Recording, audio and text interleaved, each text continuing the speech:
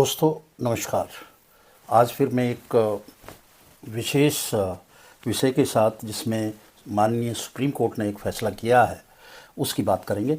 और आज ये जो केस है, इसका टाइटल है Chintadada Anand versus state of Andhra Pradesh and others, और ये SLP क्रिमिनल नंबर 9231 है 2025 की।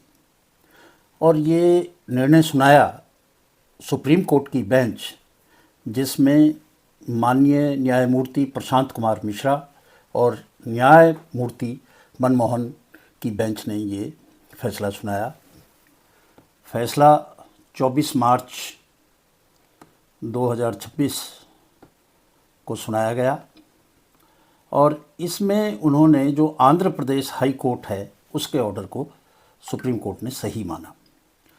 दोस्तों, ये बात है कि एक व्यक्ति वो कन्वर्ट हो जाता है, अपना धर्म परिवर्तन कर लेता है, और वो हिंदू से क्रिश्चियन हो जाता है, और वहाँ भी वो क्रिश्चियनिटी का प्रचार करता है और पादरी बन जाता है। हर संडे को और दूसरे ओकेजन्स पे वो धर्म का प्रचार करता है। उस व्यक्ति ने किसी से उसकी कोई बातचीत हुई, झगड़ा हुआ, और उस झगड़े में उसने जो है SC/ST एक्ट जो है वो लगवा दिया, उसकी शिकायत की, जिसको जो प्रतिवादी थे उन्होंने चैलेंज किया। उन्होंने कहा कि साहब ये तो SC है ही नहीं, क्योंकि इसने तो अपना धर्म परिवर्तन कर लिया, तो SC/ST एक्ट की जो एडवांटेज है, जो उसका लाभ है, वो इसको नहीं मिल सकता। और ये मुकदमा दर्ज हुआ, इसमें चार्जशीट भी होगी, सब कुछ होगी, पर हाई कोर्ट ने कहा, आंध्र प्रदेश हाई कोर्ट ने, कि उसको SC/ST का बेनिफिट नहीं मिल सकता। अब इस केस को हम विस्तार से बात करते हैं। अगर कोई आदमी, कोर्ट ने कहा कि हिंदुइज़्म, सिखिज़्म और बुद्धिज़्म इन तीनों से बाहर है, तो उसको शेड्यूल कास्ट का मेंबर नहीं कहा जा सकता। और जैसे ही वो अपना धर्म परिवर्तन करता है किसी और धर्म में, तो उसका जो स्टेटस है SC वाला, वो समाप्त हो जाएगा। यहाँ एक बात मैं स्पष्ट करूं कि मान लिया जाए हिंदू है और वो बुद्धिज़्म में जाएगा, तो उसका स्टेटस नहीं बदलेगा, उसको SC का बेनिफिट मिलेगा। अगर वो सिखिज़्म में जाएगा, या सिखिज़्म से हिंदुइज़्म में या बुद्धिज़्म में कोई आएगा, तो उसका स्टेटस नहीं बदलेगा, वो SC ही रहेगा, शेड्यूल कास्ट ही रहेगा, और उसके जितने भी शेड्यूल कास्ट होने के नाते बेनिफिट्स हैं, वो सारे बेनिफिट उसको मिलते रहेंगे। परंतु यदि वो क्रिश्चियनिटी में चला गया या और किसी धर्म में चला गया, तो उसको फिर वो बेनिफिट नहीं मिल सकते, उसको शेड्यूल कास्ट नहीं कहा जा सकता। और ये सब कहता है हमारे देश का कॉन्स्टिट्यूशन। और जो सुप्रीम कोर्ट ने जो बात कही, उन्होंने कहा कि जो कॉन्स्टिट्यूशन शेड्यूल कास्ट ऑर्डर है 1950 का, अर्थात जब ये संविधान लागू हुआ, वो जो किसी और रिलीजन का आदमी है, सिखिज़्म, हिंदुइज़्म और बुद्धिज़्म, बुद्ध नहीं है, सिख नहीं है, हिंदू नहीं है, तो उसका जो क्लॉज 3 है 1950 के कॉन्स्टिट्यूशन के ऑर्डर के, वो जो है, चाहे वो किसी भी उसमें पैदा हुआ हो और बाद में बदल लिया हो, और उसके पास सर्टिफिकेट हो, जो मर्जी हो, वो जो है शेड्यूल कास्ट नहीं माना जाएगा। ये सुप्रीम कोर्ट ने भी आंध्र प्रदेश हाई कोर्ट का जो निर्णय था उसकी तायद कर दी। उन्होंने कहा कि ये जो आदेश है, ये एक आदमी के ऊपर पारित किया गया है जिसने ईसाई धर्म को पूर्ण रूप से अपना लिया। और वो वापस लौट के भी नहीं आया।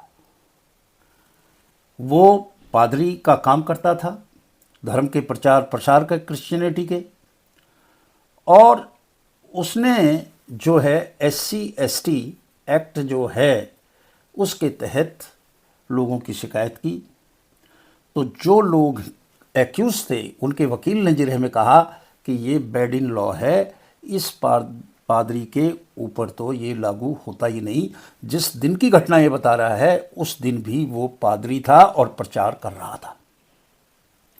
तो जब वो हिंदू है ही नहीं, या सिख है ही नहीं, या बुद्ध है ही नहीं, तो उसको संविधान के मुताबिक उसको कोई भी बेनिफिट, चाहे वो SC/ST एक्ट का हो, रिजर्वेशन का हो, कुछ हो, वो उसको नहीं मिल सकता।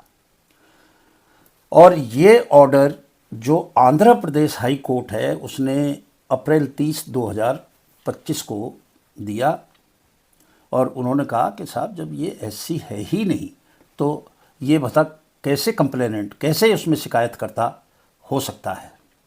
और ये व्यवस्था उस वक्त जो हाई कोर्ट था आंध्र प्रदेश, उसके जो न्यायमूर्ति थे हरिनाथ N ने दिया ये फैसला। और अब सुप्रीम कोर्ट के जो जस्टिस प्रशांत कुमार मिश्रा हैं और जस्टिस मनमोहन की जो पीठ है, उन्होंने कहा कि वर्तमान मामले में, यानी कि इस मामले में, यह याचिकाकर्ता का मामला नहीं है कि वह ईसाई धर्म से अपने मूल धर्म में फिर से परिवर्तित हो गया हो, वो वापस भी नहीं आया, या वो असल में मडिगा समुदाय में था जो शेड्यूल कास्ट में आता है, उसे छोड़ के वो क्रिश्चियनिटी में गया था। उन्होंने कहा कि ईसाई धर्म को मानता रहा है और 1 दशक से अधिक समय से पादरी के रूप में कार्य कर रहा है। गाँव के घरों में नियमित रूप से रविवार की प्रार्थना में कराता है और वो पूर्ण रूप से क्रिश्चियन है और उसका कोई भी हिंदू धर्म से कोई लेना देना नहीं है। जिस दिन ये सब कुछ हुआ उस दिन भी, जो डेट ऑफ अकरेंस जिसको बोलते हैं, उस दिन भी ये क्रिश्चियन था, तो इसको SC एक्ट का बेनिफिट नहीं मिल सकता। उसने उस वक्त जो है SC/ST एक्ट की कई धाराएं, उसमें 3(1)R, 3(1)S, 3(2)VA जो थी उनको किया। इसके अलावा उसने 341, 506, 323 और 34 IPC की भी किया। तो उसकी ये जो कंप्लेंट थी उसको खारिज किया।